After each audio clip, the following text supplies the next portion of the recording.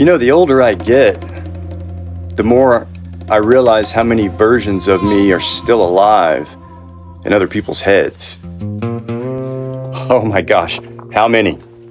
Too many, man. There's somebody out there that remembers me from high school.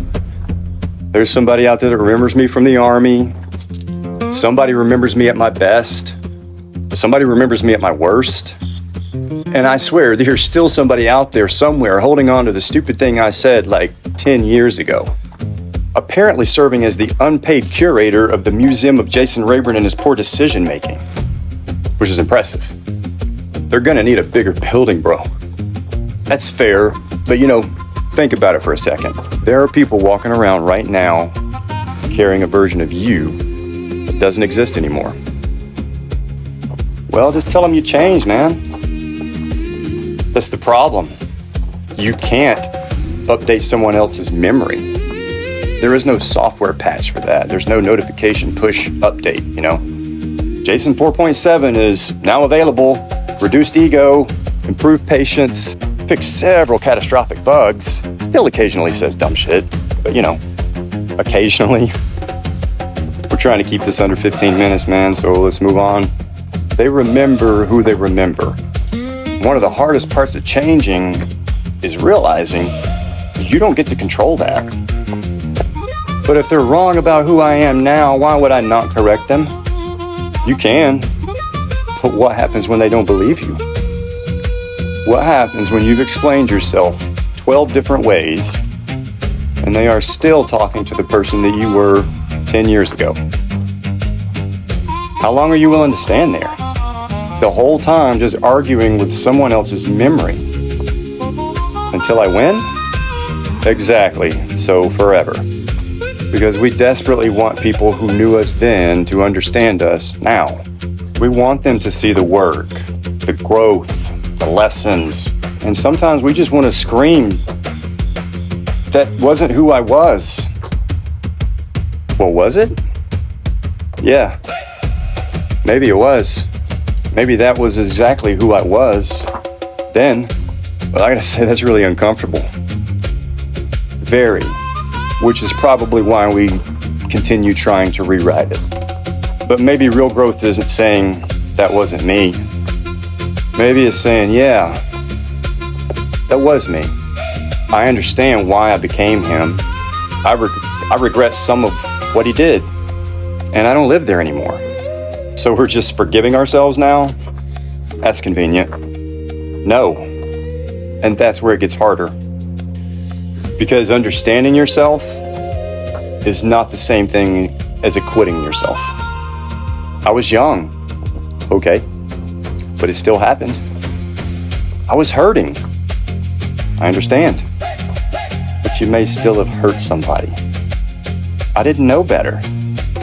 Well, maybe you didn't. But sometimes, someone else may have paid the tuition for your lesson. Damn. Yeah, that's accountability. Not spending the rest of your life hating yourself. And not pretending nothing happened either. It's owning it, learning from it. Repairing what you can, and then actually becoming different. But shouldn't I feel bad about what I did? Maybe. Guilt can teach you something about what you did. But there is a difference between I did something wrong and I'm permanently the worst thing I ever did.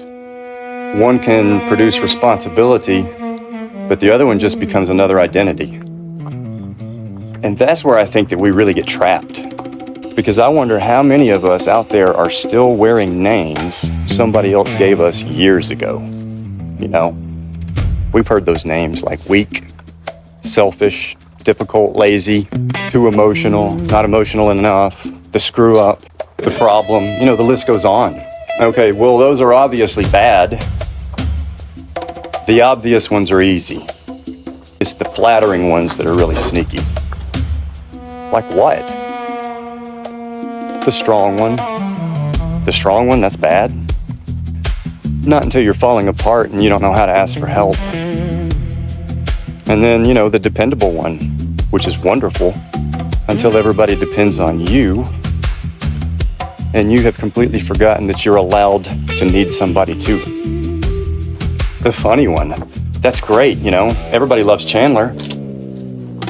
Until humor becomes an emergency exit every time a conversation gets too close to something that hurts. The smart one. Oh, that's fantastic.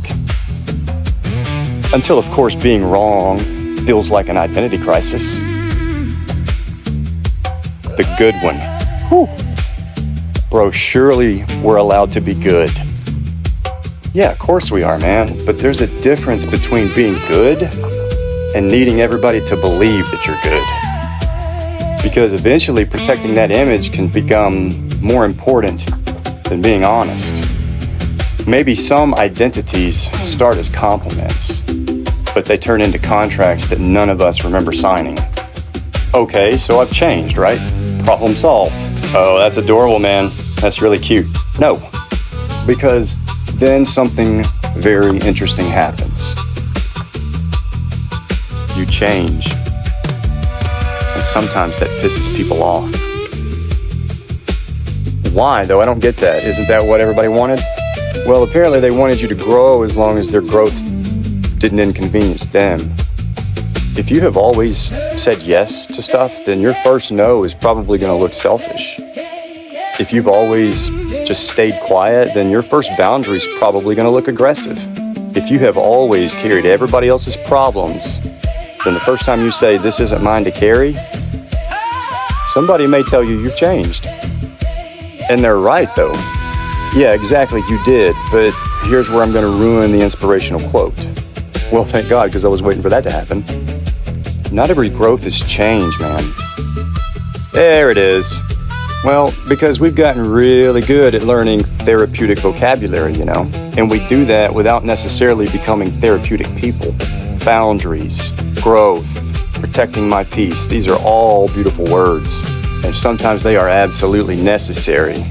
But sometimes, I'm protecting my peace means that I have successfully eliminated anyone that tells me things I don't want to hear. But that's a boundary, man. Maybe, or maybe you just blocked accountability. And then you had the audacity to just put a sunset behind it. Human beings are incredibly creative, man. We will put wellness quotes over dysfunction, and then we'll turn around and we'll call it transformation. Well, so how do you know the difference then? Maybe by what the changes produce. You know, not do I feel more comfortable, but maybe ask, am I more honest? Am I kinder? More accountable? More curious? Can I love somebody without controlling them? Can I disagree without destroying them? Can I hear criticism without treating it like it's an assassination attempt on my character? And can I apologize without attaching like a 12-page legal appeal to it? And can I set boundaries without using it to punish somebody? So growth isn't just feeling better then, right? That's what you're saying? No. Sometimes growth feels terrible. Sometimes the healthiest thing that you've ever done will disappoint the ones that you love.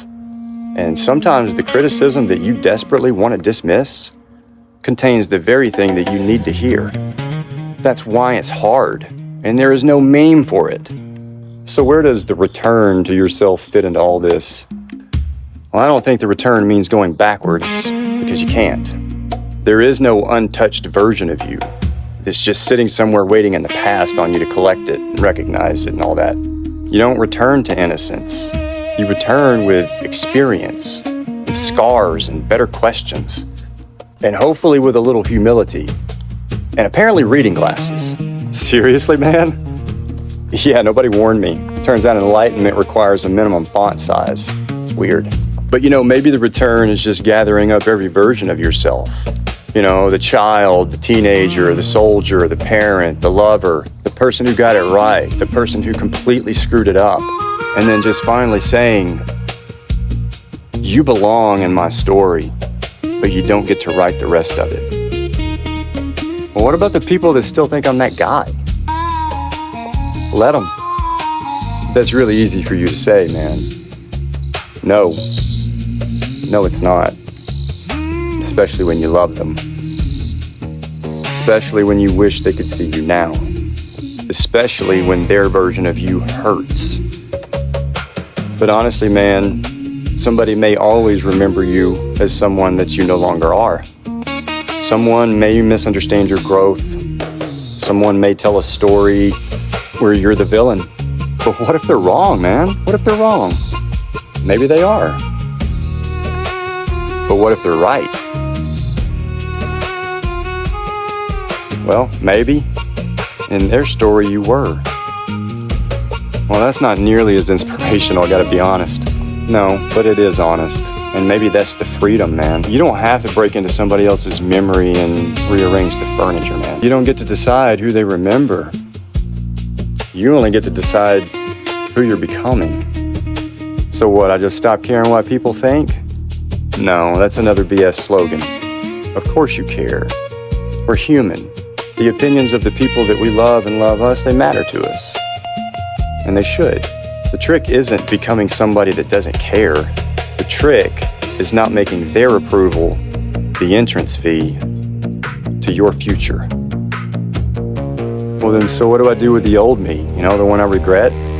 Stop running from him, man. Turn around, look at him, understand him, own what needs owning, grieve whatever needs grieving, repair what can still be repaired, and learn what can still be learned. And then seriously forgive what can finally be forgiven. And then what? Keep walking. That's it. That's it.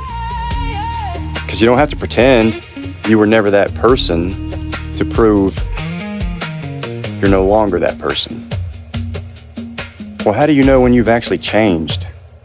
Maybe when you stop checking to see if anybody else noticed. When you don't need the people standing behind you to validate the person standing right here. When you stop trying to win the argument with somebody else's memory and start living like the person that you become. You know, they're still going to talk about you, bro. Yep. Some of them are still going to misunderstand you. Yeah, I know. And somebody is definitely keeping that museum open, bro. I'm telling you, brother, that thing is not closing. I know, and apparently admission is free. But I'm not living there anymore. So good luck finding me there. I love y'all, and I'll catch you later.